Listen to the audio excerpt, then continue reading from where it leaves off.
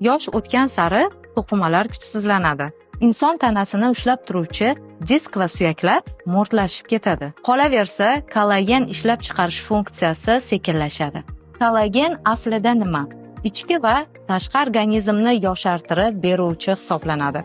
Masalan, teri tarangligi, tirnoqlar va suyaklarni mustahkamligi, ayniqsa sochlarni baquvvatligi. Ko'pchilik kollageni tarkibida nima borligini bilmasdan oladi. Faberlic kompaniyasining kollageni esa mutlaqo halol. Tarkibida qizil lavlagi va mol suyagidan tayyorlangan tabiiy kollagen hisoblanadi. Bu ma'lumotlar orqali nafaqat suyak og'rig'idan qutulish, misol grija, tizza og'rig'i kabi organizmni yoshartirish va terini taranglashtiradi. Qo'llanilishi: nonushtadan 40 daqiqa oldin 1 stakan iliq suvga 100 mg suv.